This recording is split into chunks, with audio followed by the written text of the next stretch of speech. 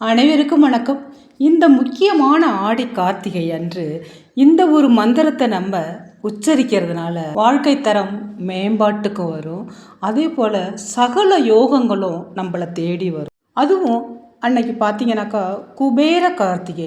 இது என்ன குபேர கார்த்திகை அப்படின்னு பார்த்தீங்கன்னா, வியாழக்கிழமையில் இந்த கார்த்திகை வர்றதுனால குபேர கார்த்திகை அப்படின்னு அழைக்கப்படுதுங்க. இந்த குபேரருக்கு உகந்த வியாழக்கிழமையில் வர்றதுனாலையும் முக்கியமாக அந்த வியாழக்கிழமை அப்படிங்கிறது தட்சிணாமூர்த்தி கடவுளுக்கு மிக உகந்த நாள், குரு பகவானுக்கு மிக உகந்த நாளாகவும் கருதப்படுது.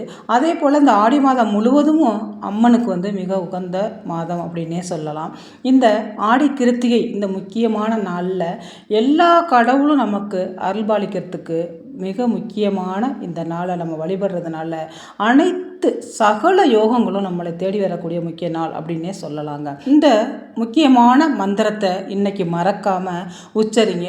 அதாவது நீங்கள் பூஜையறை சுத்தம் பண்ணிவிட்டு முருகபகவானுக்கு செவ்வரளி மலர்களால் அர்ச்சனை செய்யுங்க. அவரை செவ்வரளி மலர்களால் அலங்காரம் செஞ்சுட்டு, செவ்வரளி மலர்கள் இல்லை அப்படின்னா செம்பருத்தி பூவோ இல்லை சிவப்பு ரோஜாக்களோ இருந்தால் கண்டிப்பாக அதால் நீங்கள் அவருக்கு அலங்காரம் செய்யலாங்க. முக்கியமாக அவருக்கு பிடித்த பானகம் பாயசம், பால் பாயசம் இல்லை தினைமாவும், தேனும் தினைமாவும் கலந்த நைவேத்தியங்கள் அவருக்கு மிக உகந்த நைவேத்தியமாக கருதப்படுதுங்க. அதனால் உங்களால் என்ன நைவேத்தியம் முடியுதோ அதை வச்சு உங்களோட வழிபாட்டு செய்யுங்க. முக்கியமாக வேல் வச்சுருந்தீங்கன்னா அந்த வேலுக்கு அன்னைக்கு அபிஷேகம் செய்கிறது மிக மிக விசேஷங்க. ஒவ்வொரு சஷ்டியிலையும் ஒவ்வொரு கார்த்திகையிலையும் ஒவ்வொரு செவ்வாய்க்கிழமையில கூட நம்ம அந்த வேலுக்கு அபிஷேகம் செய்யணும். வேல் வீட்டில் வச்சுட்டு நம்ம அபிஷேகம் செய்யாமல் இருக்கக்கூடாதுங்க. அதுக்கும் நம்ம பூஜைகள் செய்யணும். முருகபகவானுக்கு செய்கிற மாதிரியே அதுக்கும் நம்ம பூஜைகள் செய்யணுங்க. அந்த வேல் நம்மளை எங்கிருந்தாலும் காக்கும். முருகன் வருவதற்கு முன் வேல் காக்கும் அப்படிங்கிறது ஐதீகம். அதனால் அந்த வேல் வச்சிருக்கிறவங்க கண்டிப்பாக வீட்டில் அபிஷேகம் செஞ்சு அதுக்கு அலங்காரங்கள் செஞ்சு வழிபாடு செய்யுங்க. அதுக்கு முன்னாடி நீங்கள் பூஜை அறையில் சக்கோண கோலம் போடுங்க.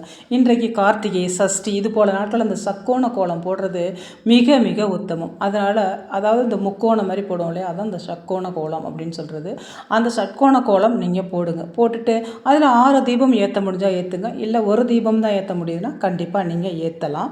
இதை இந்த முருகனோட மந்திரம், அதாவது கார்த்திகை அன்னைக்கு சொல்ல வேண்டிய இந்த முருக மந்திரத்தை எந்த நேரத்தில் உச்சரிக்கணும், இது எந்த நேரத்தில் உச்சரித்தா நல்லது அப்படின்னு பார்த்தீங்கன்னாக்கா, இரவு 8 to 9 நீங்கள் உச்சரிக்கிறது ரொம்ப ரொம்ப உத்தமங்க.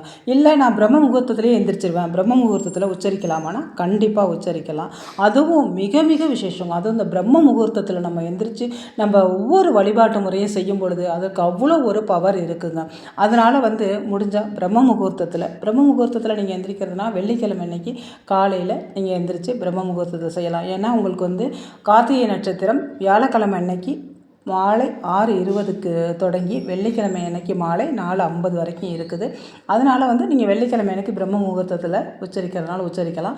இல்லை வியாழக்கிழமை இரவு 8 to 9 கண்டிப்பாக இந்த கார்த்திகை நட்சத்திரம் இருக்கிற இந்த நேரத்தில் முருக பகவானை நினச்சி அவருக்குரிய இந்த முக்கியமான மந்திரத்தை, அதுவும் கார்த்திகை அன்னைக்கு சொல்ல வேண்டிய இந்த முக்கியமான மந்திரத்தை நீங்கள் சொல்கிறதுனால வாழ்க்கை தரம் நல்ல ஒரு மேம்பாட்டுக்கு வருங்க. முடியாத கடன்கள் கூட இந்த நேரத்தில் முடியும். முடியாத விஷயங்கள், தீர்க்கவே முடியாத பிரச்சனைகள், எதிரி தொல்லை அதிகமாக இருக்குது, கடன் தொல்லை அதிகமாக இருக்குது, இந்த மாதிரி பிரச்சனைகள் உங்களுக்கு தீரும். மன நோய் தீருங்க. ஏதாவது ஒன்று நினச்சி பயந்துக்கிட்டு பய உணர்வோடு சில பேர் இருந்துகிட்டே இருப்பாங்க. ஒன்றுமே இருக்காது, ஆனால் ஏதாவது ஒன்று நினச்சி பய உணர்வோடு இருப்பாங்க. அந்த பய உணர்வுகள்லாம் போய் நல்ல ஒரு தெளிவு கிடைக்குங்க. அதே போல் கமெண்ட் செக்ஷனில் முருகா உன்னை சரணடைந்தேன் அப்படின்னு சொல்லிட்டு கமெண்ட் பண்ணுங்க. கண்டிப்பாக முருக பகவானோட அருளும் ஆசையும் உங்களுக்கு வந்தே சேருங்க. கண்டிப்பாக கிடைக்கும். முக்கியமான அந்த மந்திரம் கார்த்திகை அன்று சொல்ல வேண்டிய அந்த மந்திரம் என்ன அப்படின்னு பார்த்தீங்கன்னாக்கா, ஓம் முருகா, குரு முருகா, அருள் முருகா, ஆனந்த முருகா, சிவசக்தி பாலகனே, சண்முகனே, ஷடாட்சரனே, என் வாக்கிலும் நினைவிலும் நின்று காக்க, ஓம் ஐம் க்ரீம் வேல் காக்க ஸ்வாகா, ஓம் முருகா அப்படின்னு சொல்லிட்டு இந்த மந்திரத்தை மறக்காமல் நீங்கள் இந்த கார்த்திகை அன்னைக்கு கண்டிப்பாக சொல்லுங்கள். வியாழக்கிழமைனா 8 to 9 சொல்லுங்கள், வெள்ளிக்கிழமைனா பிரம்ம முகூர்த்தத்தில் சொல்லுங்கள்.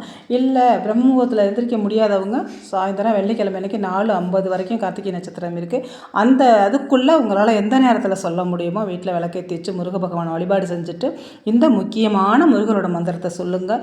வாழ்க்கை தரம் நல்ல ஒரு மேம்பாட்டுக்கு வரும். உங்களுடைய கடன்கள் அடைந்து எதிரி தொல்லைகள் கண்டிப்பாக நீங்குங்க. முருக பகவான் எந்த விதத்திலும் உங்களை கைவிடாமல் கண்டிப்பாக கட்டி காப்பாற்றுவார். அதனால் அவர்கிட்ட உங்களோட கோரிக்கைகளை வச்சுட்டு இந்த முக்கியமான மந்திரத்தை அந்த முக்கியமான ஆடி கார்த்திகை அன்னைக்கு நீங்கள் சொல்லுங்கள். எத்தனை முறை சொல்லணும்? ஒரு முறை சொன்னால் போதுமா அப்படின்னா, கண்டிப்பாக உங்களால் எத்தனை முறை சொல்ல முடியுமோ அத்தனை முறை சொல்லலாங்க. அதனால் தப்பு எதுவும் கிடையாது. இல்லை என்னால் ஒரு முறை தான் சொல்ல முடியுங்க அப்படின்னு சொன்னால் கண்டிப்பாக ஒரு முறை சொல்லுங்கள், அதுவே போதும். அதனால் நம்பிக்கையோடு எதை செஞ்சாலும் ஒரு நம்பிக்கையோடு முருக பகவான் நமக்கு நல்லது செய்வார், வேல் வந்து நம்மளை காக்கும் அப்படின்னு சொல்லிட்டு ஒரு நம்பிக்கையோடு இந்த மந்திரத்தை இந்த முக்கியமான நாளில் நீங்கள் சொல்லிட்டு வாங்க. முருக பகவானோட அருளால் நடப்பது அனைத்தும் நல்லதாகவே நடக்கும். இந்த வீடியோ உங்களுக்கு யூஸ்ஃபுல்லாக இருந்துச்சுன்னா உங்களோட ஃப்ரெண்ட்ஸ் அண்ட் ரிலேஷனுக்கு ஷேர் பண்ணி விடுங்க. நான் இன்னொரு வீடியோவில் உங்களை சந்திக்கிறேன். இந்த வீடியோ பார்த்த அனைத்து நல்லுள்ளங்களுக்கும் நன்றி.